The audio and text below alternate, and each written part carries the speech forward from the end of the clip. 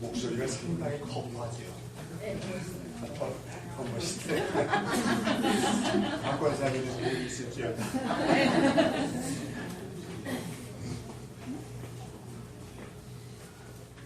용서를 빕니다. 어제 밤새도록 조직표를 이렇게도 바꿔보고 저렇게도 바꿔보고 이리 놓고 저리 빼다가 새벽 2시에 집에 들어가고 또 잠이 안 와서 새벽 4시 반에 나와가지고 정리를 했는데도 여기서 보니까 몇 사람이 얼굴이 빠졌어요. 용기도 하고요. 주고 광고 하는 대로 다음 주에 제가 유락되신 분들은 다시 반드시 듣는 거로 이렇게 하고 오해하지 마십시오. 왜냐하면 우리 교회가 지금 어떤 바람이 불고 있냐면 부흥의 바람이 불고 있어요. 그래서 작년과 올해 들어오신 분이 63명 들어오셨는데 나가신 분이 33명. 그래서 여러분 웃으면 안 돼요.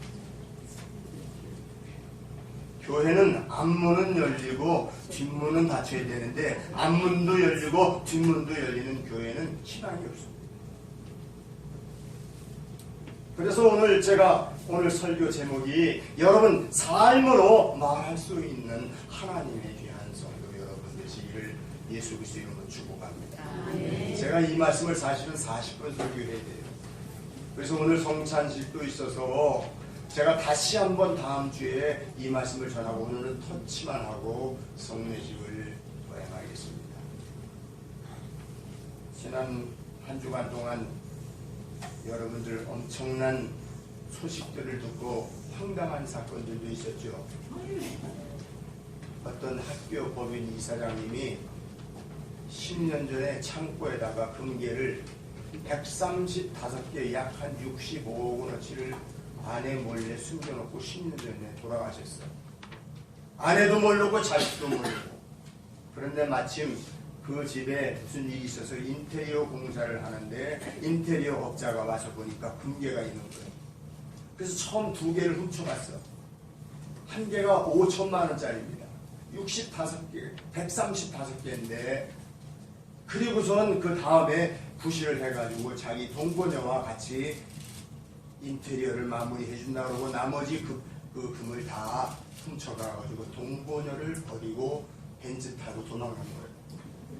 그래가지고 사업하고 뭐 생쇼를 하는데 동거녀가 신고를 해가지고 잡혔다. 여러분 앞으로도 하나님께서 마지막 시대에 이러한 황당한 일들이 많이 일어날 것이라고 요한계시록에 말씀하시는 것처럼 여러분 이거보다도 더 큰 황당한 일들이 우리의 삶의 현장에서 일어나면 그때 우리 목사님께서 하신 말씀이 맞구나 하는 것을 가슴에 품을 수 있는 성도 여러분 되시길 예수 그리스도 이름으로 축복합니다. 뭐냐? 지금은 말세를 향해서 지금 시계의 초침은 점점 다가오고 있습니다. 그래서 밖에 세상에서 일어나는 모든 일들을 보면 너무 속상해가지고 저는 사실은 뉴스를 안 봐요. K-팝 가수 노래하는 건 보는데 그건 안 봐. 신문만 보는 거예요. 근데 어제 신문에 이게 났어요. 이번에 우리 어르신들 2분, 3분 손을 잡고 반드시 이 영화를 보시기 바랍니다. 다큐 영화인데 니마 그 강을 건너지 마오. 이분들이 누구냐면 강원도 횡성의 산골에 사시는 2분의 할머님 할아버지 이야기입니다. 여러분들도 한 3년 전에 인간극장에서 아마 이 색동저울을 입은 이 두 부부를 보셨을 것입니다. 어느 한 감독이 이 인간극장을 보고 이것을 잘 영화하면은 정말 히트치겠다 해가지고 그 할머니 할아버지 살아생전 1년 6개월 동안을 같이 찍다가 할아버지가 작년에 돌아가셨어요. 그 영화가 지금 나왔는데 요 영화 비용 만든 금액이 다른 영화의 100분의 1도 비용이 안 들었습니다. 약 한 1억 2천만 원 들었는데 지난 11월 27일 날 개봉을 했는데 이 독립 영화가 지금 40만 명, 50만 명 이게 본다면 지금 우리나라 제일 1위 영화가 지금 있는데 외국에서 들어온 영화가 있는데 그게 500억 거의 한 1000억 들인 영화인데 그걸 앞섰어요.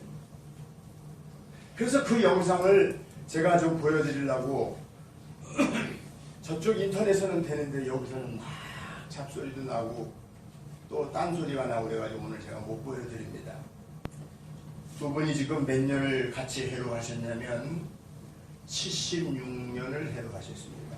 그러니까 자기가 작년에 이제 고인이 되시고 할아버지 나이 98, 할머니 나이 89인데 홀로 사시는 우리 어르신이라도 이 영화를 꼭 가서 원주를 가시든지 강릉에 가시든지 꼭 가서 한번 보시기를 바랍니다. 저도 한번 보려고 그래요. 자, 여러분들에게 제가 묻겠습니다. 냉면 하면 냉면 잘하는데 혹시 여러분들 어디 잘하는데 아세요? 잘 모르시죠? 을주에 가면 을지로 4가 5가 사이에 흥남집이라고 있습니다. 그 냉면이 각 신문사에서 설문조사해가지고 지난 10년 동안 계속 그 집이 맛있다고 신문에서 난 기사가 있었습니다. 그래서 서울구 오장동의 흥남집에 그 사람들이 너무너무 바글바글 하니까 저도 한번 몇 년 전에 갔었는데요. 그 흥남집이 잘 되니까 그 주변의 냉면집들이 다 잘 되는 거예요. 왜? 도저히 여기서는 1시간, 2시간 못 기다리겠다 해가지고 그 주변이 냉면집들이 다 냉면이 잘 됩니다. 그래서 혹시 서울에 갈 일 있으면 오장동 흥남집 냉면을 꼭 한번 찾아보시길 바랍니다. 왜 그러냐? 그 수많은 냉면집 중에서 이 집이 원조예요, 원조. 그리고 거기서 조금 더 가면 신당동에 할매 떡볶이라고 있는데 그 떡볶이도 원조가 있어요, 원조가. 그래가지고 그 주변이 그 떡볶이 타운이 돼버린 거예요, 그 할매 그 떡볶이 때문에. 그래서 수십 군데가 생겼는데 서로 원조라고 해요. 근데 진짜 원조는 돌아가신 그 할매 떡볶이집입니다. 제가 왜 지금 냉면집과 이 떡볶이집을 여러분들에게 말씀을 드리냐면 우리가 세상을 살면서 가장 중요한 것이 뭐냐, 정말 내가 온전한 원조의 삶을 사는 하나님의 사람이 되어야 될 줄 믿습니다. 아멘. 건드리도 않는 이렇게 터져버리네. 건드렸겠죠.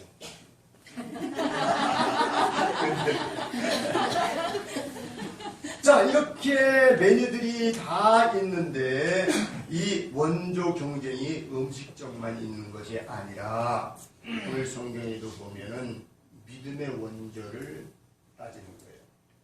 모세가 이스라엘 백성들을 인도해서 광야로 나왔습니다. 누가 더 원조냐? 이렇게 지금 치열하게 경쟁하고 있는 내용이 오늘 이 본문의 민수기의 말씀입니다. 누가 도대체 우리를 이끌어 나갈 수 있는 정통성이 있는 지도자냐? 하나님이 이스라엘을 지도자로 세웠고 하나님께서 누구를 도대체 대제사장으로 하나님께서 세웠느냐? 지금 이 원조 씨름을 지금 하고 있는 것들이 오늘 이 본문의 말씀입니다. 이런 요구를 듣던 이 반란을 통해 가지고 사람들이 민족 지도자인 이 모세에게 이 지금 광야에서 대들은 거예요. 누가 하나님이 너를 원조로 지도자로 세웠냐? 그렇게 지금 이스라엘 백성들이 따지는 거예요. 아론의 권위에 불복종하던 사람들이 결국은 하나님께서 그들을 내치시고, 그리고 하나님께서 누가 이스라엘의 제사장으로 세웠는가 하는 증거를 보여주시는 장면이 그래서 제가 전체를 얘기하려면 40분 제가 말씀하셔서 맛만 보여드리고 다음 주에 이 말씀을 제가 더 상세하게 말씀드리려고 합니다. 하나님께서 이스라엘 백성들을 이미 400년 전에 약속하던 그 약속의 말씀을 지키시고 그들을 이스라엘 백성들이 애굽에서 400년 동안 그 종살이하고 자유를 이뤘던 그들에게 하나님께서 그 오래전에 약속했던 그 약속의 말씀을 지키시려고 이미 오래전에 모세라고 하는 사람을 하나님께서 훈련시키셨습니다. 그래서 그를 이스라엘 백성들을 이끄는 지도자로 하나님께서 세우셨는데 사람인 백성들이 모세에게 대들고 지금 있는 거예요. 자, 오늘 이튿날 모세가 그 장막에 들어갔더니 다른 족장들의 지팡이가 다 이렇게 꽂혀 있는 거예요. 그런데 과연 이것을 어떻게 해야 저들의 지금 저런 그 소리를 잠재울 수 있을까 해가지고 지팡이 모든 그 족장들의 지팡이를 하나씩 다 줘가지고 지팡이에 대해서 그 지팡이의 변화를 가지고 모세가 그들을 잠재우려고 했습니다. 자, 그런데 이 아론의 지팡이에는 뭐가 났냐면 움이 돋고 순이 돋았어요. 여러분, 죽은 나무에서 그 입이 돋고 움이 돋는 그런 것들을 우리가 과거에도 반드시 이것이 말렸는데 5년 지나고 10년 지나는데 어느 날 우연히 봄에 그 지팡이를 땅에다가 꽂아놨는데 얼마 이고 나니까 한 일주일 되니까 여기에서 싹이 나는 거예요. 여러분들 그런 거 한번 옛날에 경험해 보셨습니까? 아마 경험해 보신 분이 있으실 거예요. 자, 오늘 우리가 이 땅에 살아가는 동안 하나님께서 맡겨주신 각자의 사명을 따라 헌신하는 자에게 하나님께서 능력을 주시고 은혜를 베풀어 주실 줄 믿습니다. 아멘. 여러분, 여러분들이 하는 일이 작으냐 크냐 이것이 절대 아닙니다. 오늘 제가 조직들을 만들었지만 부장도 세우고 그 위에 부원도 세웠지만 거기에 각자 세운 한 사람 한 사람이 크다 작다가 아니라 내게 맡겨진 그 일에 내가 어떻게 충실하느냐 충성하느냐 하는 것에 초점을 맞출 수 있는 하나님의 귀한 성도 여러분 모두 다 되시기를 예수 그리스도의 이름으로 축복합니다. 아멘. 그래서 오늘 이스라엘 백성들이 모세에게 진정한 정통성을 우리에게 보여줘라 이렇게 말하고 있습니다. 그리고 그 일을 정말 하나님께서 맡겨주셨는지 그 보증을 우리에게 해줘라 이렇게 지금 주문하고 있었습니다. 여러분, 그런데 하필 하나님께서 이 아론의 정통성을 증명해 주시는 방법으로 이 죽은 지팡이에서 싹이 나게 하는 그 이적을 왜 행하셨느냐 하는 거예요. 다른 족장의 지팡이는 다 죽은 채로 있었는데 아론의 지팡이도 죽어 있었습니다. 그런데 하나님 앞에 가져다 놓자 아론의 지팡이에 싹이 나고 나왔습니다. 우리는 이 많은 지팡이에서 싹이 나고 꽃이 피고 그리고 살구 열매가 맺힌 것을 한마디로 말하면 뭐라고 말하냐? 야, 이 기적이다. 이 참 신비하다. 이렇게 표현하죠. 상상을 한번 해보세요. 이미 죽은 나무인데 어떻게 싹이 날 수가 있느냐? 근데 이것은 절대 기적이 아닙니다.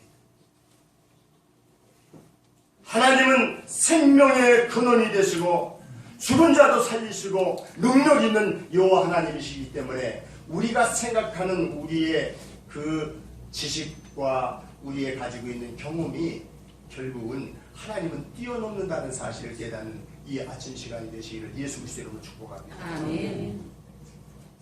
그게 이상한 것이 아니라 하나님 앞에 옮겨지는 그 사건을 통해서 하나님께서 그를 사용하시는 것을 말씀하고 있는 것을 우리는 알 수가 있습니다. 사랑하는 성도 여러분, 이 아론의 지팡이에서 싹이 돋게 하신 하나님이 자신의 사명을 감당할 생각도 하지 않고 오히려 이 아론의 이 사명을 꼬투리지 않는 사람들에게 하나님께서 오늘 뭐라고 말씀하냐면 이렇게 말씀하시는 거예요. 이유를 달지 말라. 내가 들어서 쓰는 하나님의 사람이라. 그러면서 너희들 입술에서 삶으로 말하라고 말씀하고 있습니다. 생명의 말, 살리는 말, 회복의 말을 하라고 하나님께서 우리에게 일꾼들에게 명령하고 있는 내용의 말씀이 오늘의 본문의 말씀입니다. 아멘. 죽어가는 생명을 살리는 일, 이것이 바로 너희들이 할 일이다. 생명을 살리고 너희들이 삶으로 말미암아 생명을 살리는 하나님의 헌신된 일꾼이 되라고 말씀하고 있는 것입니다. 사랑하는 우리 귀한 성도 여러분, 오늘 우리가 어떤 상황 속에서도 믿는 사람으로서의 그 빛을 잃지 않는 하나님의 귀한 성도 여러분 모두 다 되시길 예수 이름으로 축복합니다.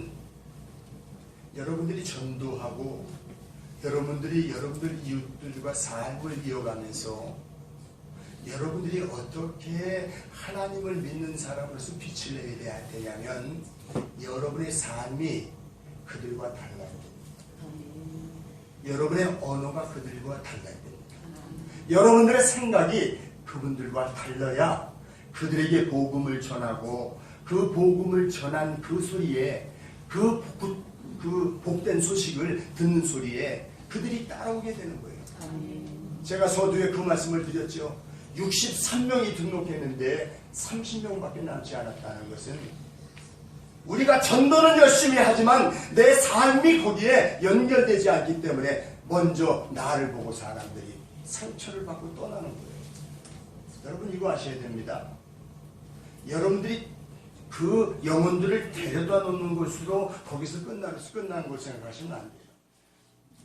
여러분들이 삶으로 그들에게 말하고 그리고 누구보다도 먼저 여러분 각 사람 한 사람을 먼저 그들이 만나고 그 권면을 들었기 때문에 목사님은 차선이에요.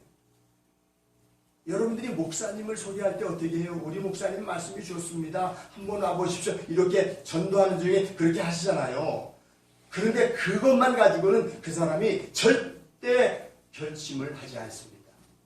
여러분들의 그 열정, 여러분들의 그 친절, 여러분들의 그 관심, 이것을 가지고 그들이 감동이 돼서 그래 누구 엄마가 이렇게 열심히 하는데 내가 그럼 한번 나가줄게.